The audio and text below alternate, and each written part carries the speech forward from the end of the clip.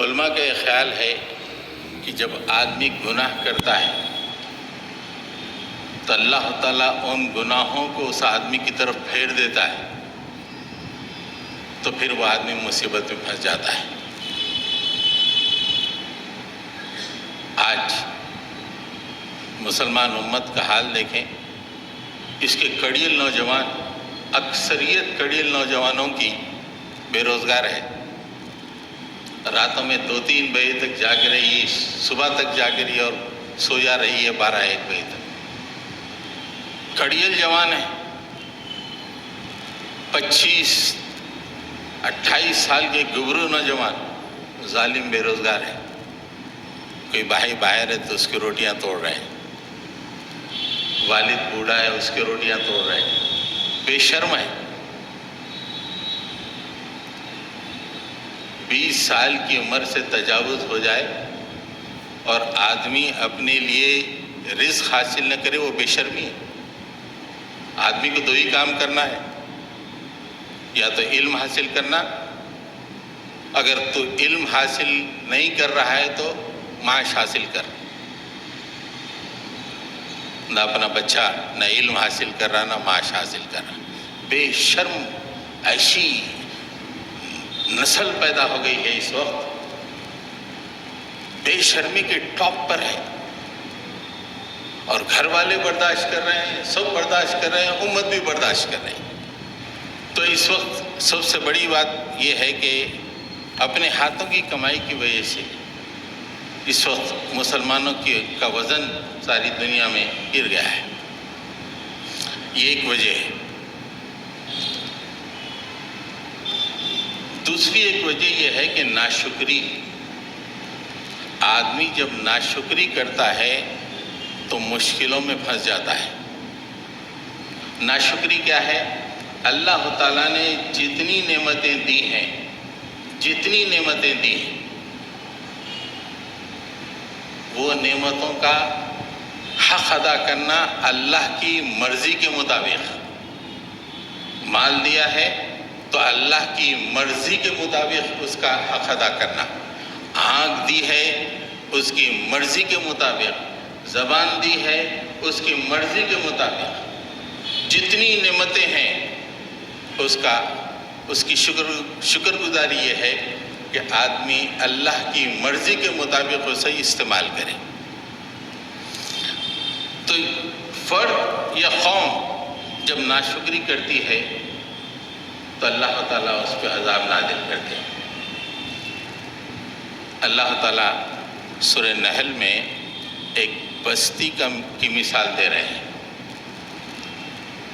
وَضَرَبَ اللَّهُ مَثَلًا قَرْيَةً كَانَتْ آمِنَةً مُطْمَئِنَّةً يَأْتِيهَا رِزْقُهَا رَغَدًا مِنْ كُلِّ مَكَانٍ۔ اللہ تعالیٰ ایک بستی کی مثال دے رہا ہے۔ بستی کیسی ہے؟ امن و امان میں ہے، مطمئن ہے، ہر گھر مطمئن ہے، پوری بستی امن و امان میں ہے۔ یَأْتِيهَا رِزْقُهَا رَغَدًا مِنْ كُلِّ مَكَانٍ، ہر طرف سے اس بستی میں اللہ کی طرف سے رزق آ رہا ہے، ہر طرف سے۔ نیوزی لینڈ کے سیب بھی آ رہے ہیں، چین کے جیک فروٹ بھی آ رہے ہیں، ہر طرح کی چیزیں میسر ہو رہی ہیں۔ ملیشیا سے آئل بھی آ رہا ہے کھانے کے لیے، ایڈیبل آئل، ہر جگہ سے کھانے پینے کی چیزیں آ رہی ہیں، اور پوری بستی مست ہے، ہر طرح کا اطمینان ہے اسے، ہر گھر مطمئن ہے۔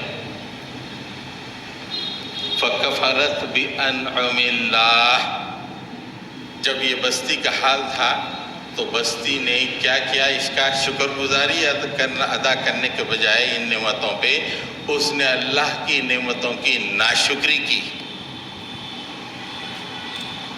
جو بھی نعمتیں تھیں، پیسہ آیا اس سے غریبوں کو پہ خرچ کرنا چاہیے، غریبوں پہ خرچ کرنا چاہیے، لیکن نہیں، میں شادی گرانٹ کروں گا، میں اپنے گھر کو سجا دوں گا،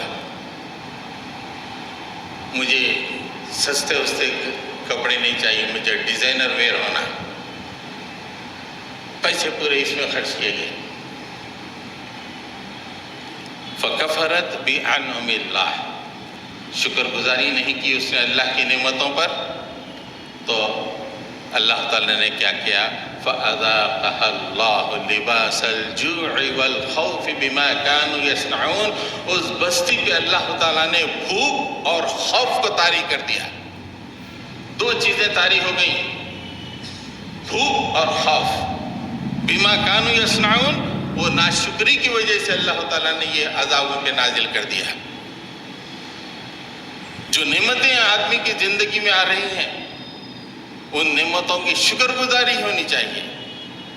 جب ایک فرد یا ایک بستی یا ایک قوم شکر گزاری ادا نہیں کرتی ہے تو اللہ تعالیٰ اس فرد پر، بستی پر، قوم پر عذاب نازل کر دیتے ہیں۔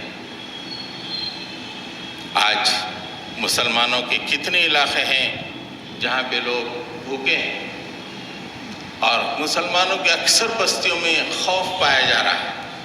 اخبار پڑھیے خوف، ٹی وی دیکھیے خوف، سوشل میڈیا پہ نیوز دیکھیے خوف، ہر طرف سے خوف ہے۔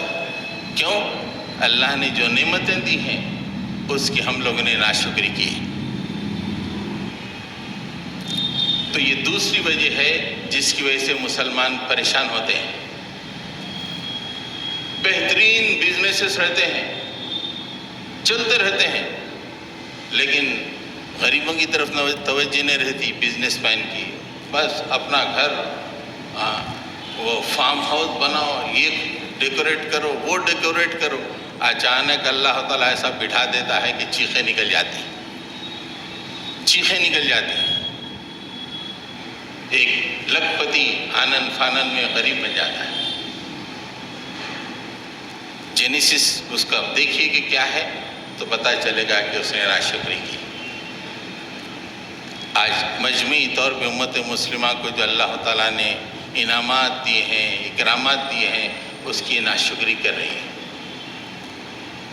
اللہ تعالیٰ سے کے مقابلے میں جو ہے غرور، تکبر کر رہی ہے۔ ایک اور وجہ ہے کہ آدمی جب دین کے مقابلے میں دنیا کی طرف زیادہ راغب ہو جائے، دنیا کو پسند کرنے لگے، تو اللہ تعالیٰ کا عذاب آتا ہے۔ سب سے بہترین انسان اور سب سے بہترین مسلمان، اللہ تعالیٰ نے ان کو پریشان کیا، ان پہ مصیبت ڈالی۔ سب سے بہترین مسلمان، یعنی آدم کے بچوں میں سب سے بہترین رسول اللہ صلی اللہ علیہ وسلم کے صحابہ، کیا مقام ہے وہ لوگوں کا۔ لیکن ایک موقع پہ اللہ تعالیٰ نے ان کو بھی مصیبت میں ڈال دیا۔ جنگ احد کا تذکرہ قرآن میں بھی آتا ہے، سیرت میں بھی آتا ہے۔ 3 ہجری میں جنگ احد ہوئی۔ پہلے تو مسلمان کامیاب ہو رہے تھے، صفوں کو کافروں کی الٹ رہے تھے، لیکن اچانک تختہ ایسا پلٹا کہ مسلمان شکست سے دوچار ہو گئے۔